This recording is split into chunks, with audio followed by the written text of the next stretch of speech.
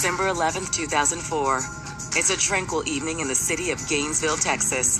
But just past 4 a.m., a night manager at a beautiful home, beautiful family, pictures on the wall, everything was perfect.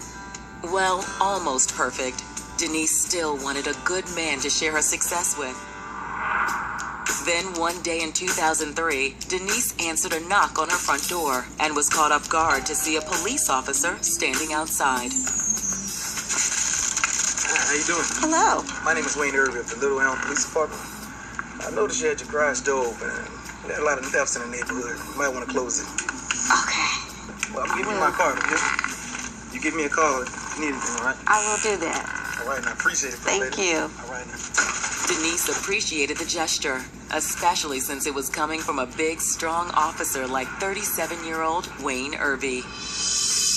A 6-year veteran of the Little Elm Police Department, Wayne wore his passion for his job on his sleeve. And he bled blue, as we say, in the law enforcement industry. He was somebody that liked to get out and meet people on his beat. He was just one of those people that made you feel good. It wasn't long before Officer Irby came knocking on Denise's door again. But this time, it had nothing to do with police work. Since we last met, I definitely couldn't stop thinking about you. And I was hoping I could take you out to dinner, maybe a movie. Sure. He told me, man, I met this young lady. He said, I think I'm going to settle down with this one. Denise felt the same way. And after their very first date, the couple became exclusive. He took to her just as much as she was taken by him. And I think it clicked in that sense. I mean, how could it not? Wayne Irby started talking about how serious they were getting. He said he really liked Denise a lot. Receive $100? A divorced dad himself, Wayne was an immediate hit with Denise's 2 kids. The kids and him got along great. They treated Wayne like a father figure. They seemed to be all one big happy family. Even so, as the relationship progressed, Denise began to suspect Wayne was just a little too friendly with some other women he ran into on his beat. He was a ladies' man. There were a lot of women in the community and outside of the community that would talk about him often. Eventually, Denise confronted Wayne about the situation, but Wayne vehemently denied the accusations.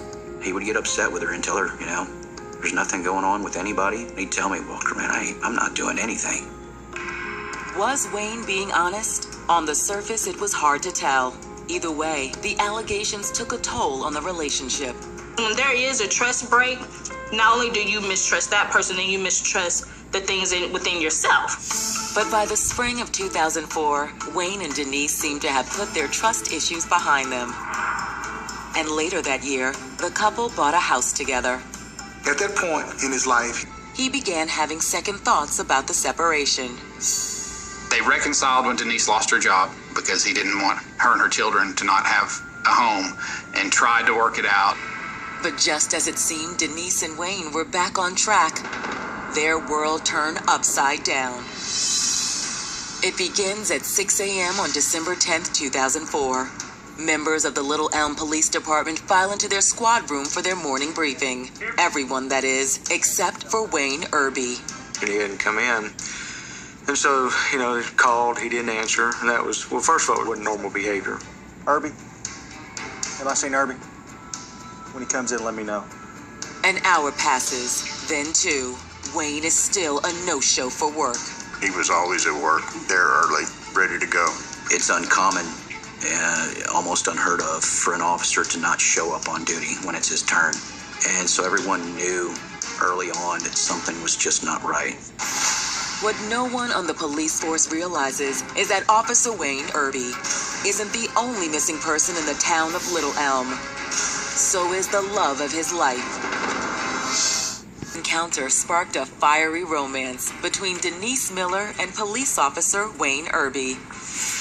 But despite their undeniable chemistry, the relationship had its fair share of ups and downs.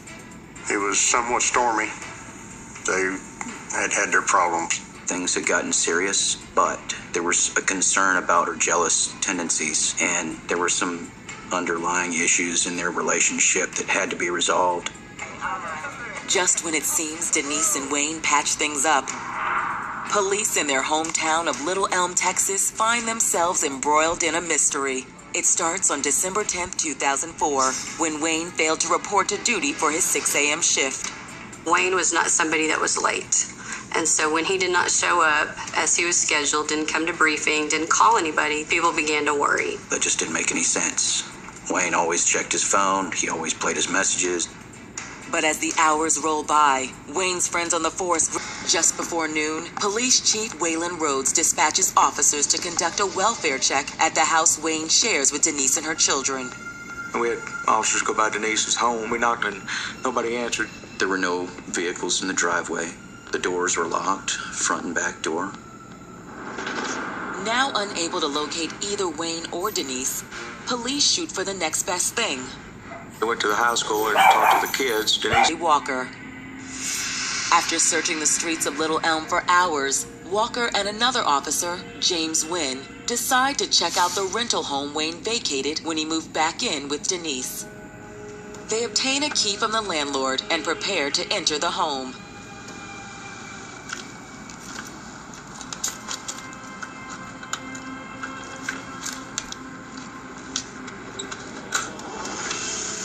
Wayne?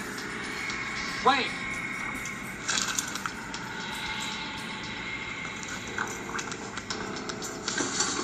Siren clear.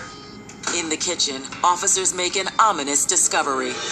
He and I both observed Wayne's fanny pack that he carried with him often and his cell phone. And that was just good. Moments later, Officer James Wynn turns the corner down a hallway and sees something that stops him dead in his tracks. James Wynn sliced around the corner and took a gasp of breath. And he stopped and backed up, and he looked at me and said, Don't come any closer. just stop right where you're at. But at this point, Detective Walker has come too far not to press forward. Wayne Irby was lying on the ground. There was what looked like an injury to the back of his head. There was no sign of any fight or any violence at all. It seems the search for Wayne Irby has just taken a turn from the mysterious to the macabre. But where is Denise? It's a question that will soon be magnified by another troubling discovery. A very sullen moment. This was the first murder of my career, and it happened to be my partner. I was at work when I got the call. It was devastating. Given that Denise had failed to return home the previous evening, officers fear for her safety as well. But they find no sign of Denise anywhere inside Wayne's home. It didn't take more than 40 seconds to finish up checking the rest of the rooms, and she wasn't there. Officers radio for backup. Within minutes, investigators from both the Denton County Sheriff's Office and the Texas Rangers begin the grim task of processing the scene. He was shot one single time, right, almost dead center in the back of the head. The location of the wounds suggests Officer Irby never saw the kill shot coming. Yeah, so that would place the shooter about here. Was it possible Wayne had been ambushed? If so, by whom? Given Wayne's passion for police work, one possible theory is that the shooting could be work-related. In police work, you're not going to always make everybody